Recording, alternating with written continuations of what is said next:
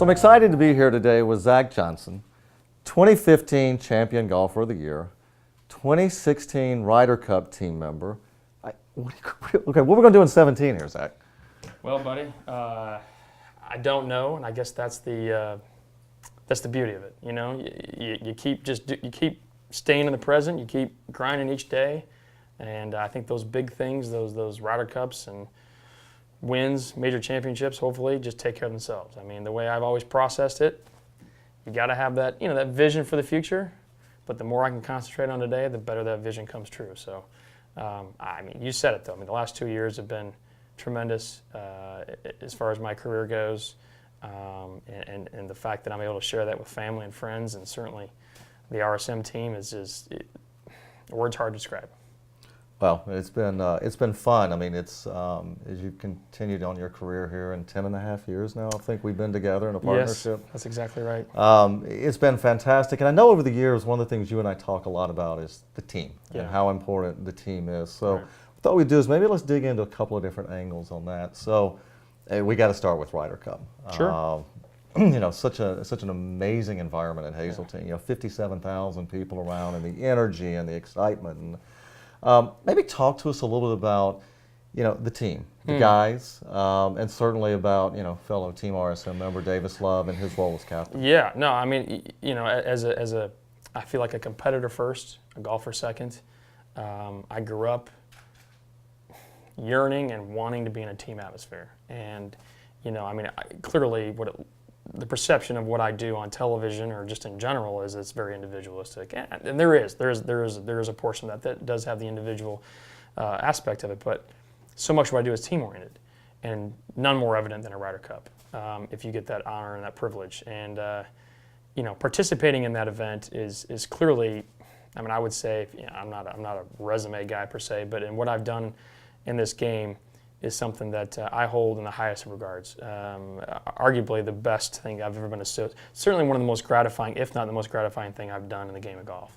I think it's pure golf at its best, pure competition at its best. You could say even one of the best, if not the best thing in sports. And just like you mentioned, when you're on a team like that, when you're led by a captain like Davis Love, fortunately for me twice, you're talking about the guy that's the model pro.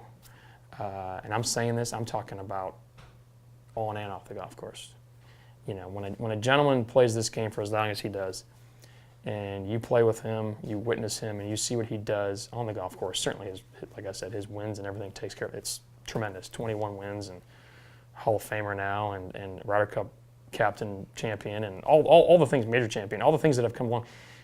But what you see with Davis is that you can't tell if he shot 65 or 85. That's probably one of the biggest compliments I can give anybody in this game.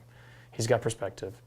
He understands his role in the game and what the game's all about. And to have him lead us in this team, and we were a true team. We came together, we bonded together, and the trust that we had with each other, the communication we had with each other, which is all paramount, was very, very thick. I mean, it was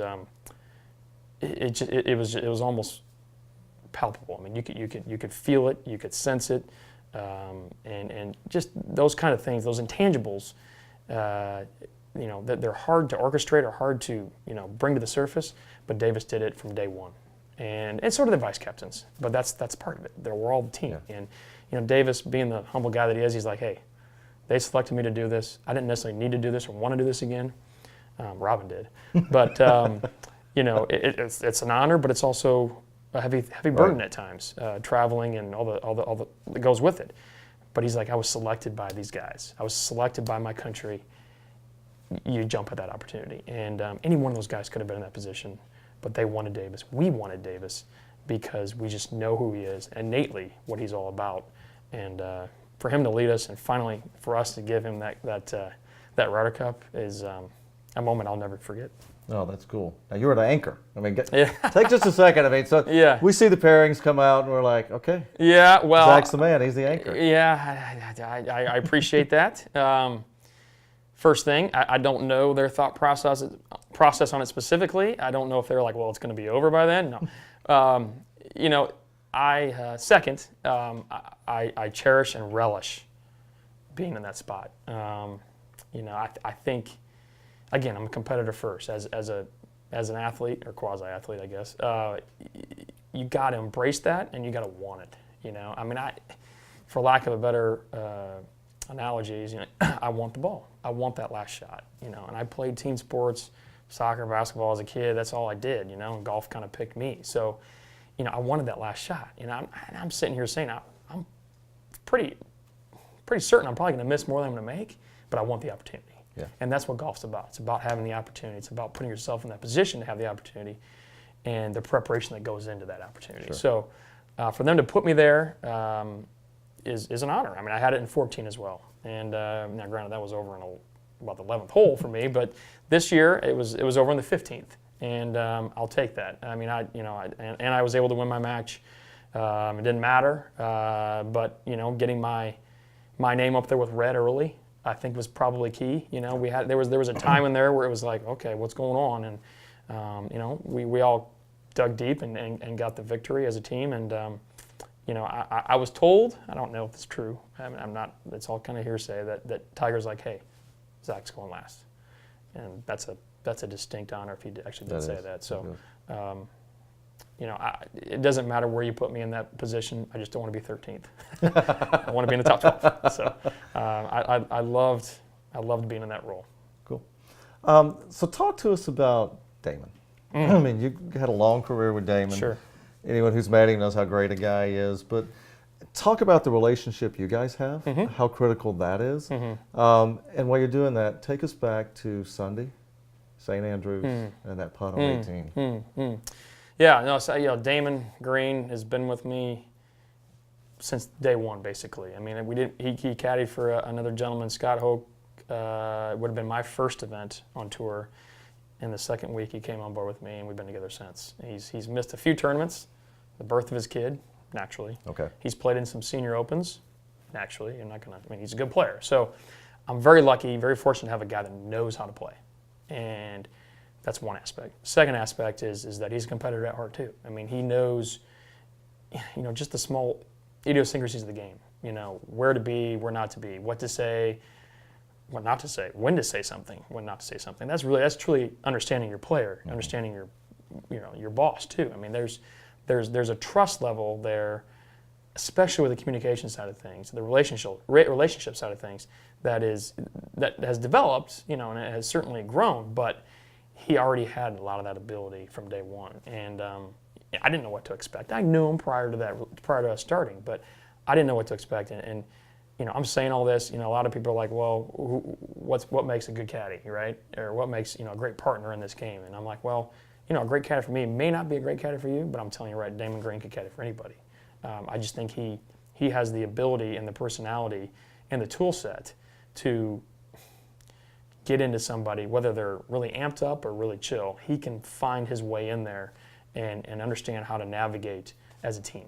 And you know, what direction do we go from here? Situations, you know, how are we going to tackle this situation? How are we going to try to make the cut? How are we going to try to climb up the board on Saturday? How are we going to walk together on Sunday in contention? Whatever it may be. There's a lot of little things that in the grand scheme of things bring about the big picture. And he is very good at, just like I said, directing and navigating that path. Hey, come on. 2015. 18. So that instance specifically was obviously high emotion, you could say anxiety. For me, probably more so excitement. And again, going back to what I said earlier, a great opportunity. And in those moments, you know, what do you go to, right? You go, what are the things that you can kind of rely on, you know? Well, one is to continue to talk to Damon, you know. It could be anything, but just continue to keep the communication going. And that instance on the putting green, you just do what you do. Don't deviate away from the beginning on Thursday if you had a 25-footer on the first hole. Continue to go through your routine. Continue to talk to your caddy the way you have been. Damon, where's the green? Damon, what are you seeing? If need be, what do you have in your book? You know, what have you charted down? What have you seen in the past? And we did all that. I mean, the pin placement on Sunday at St. Anthony, well, technically the fourth round because it was on Monday, is usually right there. It's kind of in a flat spot, right above that big swale, right? Anyway, so it sits there essentially every 5 years on Sunday in the 4th round. And he's written some notes down. And I remember hitting some putts in the practice round, certainly, just to kind of, but you can only do so much. Right. And I had a good read off of Danny Willett that day. He was, 5, 6, 7 feet from me. And so I saw, not the same putt, but a similar putt. And in Damon's book, he's like, hey, obviously it's going left to right. That's you can see it from the very beginning. It breaks down the hill left to right, 25 feet, 22 feet, whatever it was. But at the very end, it flattens out. And it might even take it a little bit left. And so once I heard that, it verified what I saw, the visual of the putt. And I'm like, okay, well, you've got it. It's going left to right. It's going to flatten out at the end. You're going to play a little bit less break than probably what you feel. But that's it. That's all you need to know. Get into the speed of the putt. And he just said, like, hey, you know what's doing. Get into your speed, get into your routine, and hit a quality putt. The rest will take care of itself. And, it did. It broke down to the right, straightened out, and at the very last point, it was on the right edge, and it just kind of fell a little bit left. And, clearly it was a huge putt because it got me in a position that I probably could win the golf tournament. At that point, it's still very unknown. But if I don't make that, we're not talking about it certainly, and it'd be a different set of circumstances. So, huge putt, the biggest of my career, arguably, and goes back to it's great teamwork, great trust, great communication. It's fantastic. So maybe talk to us a little bit about. It's a big Team Johnson.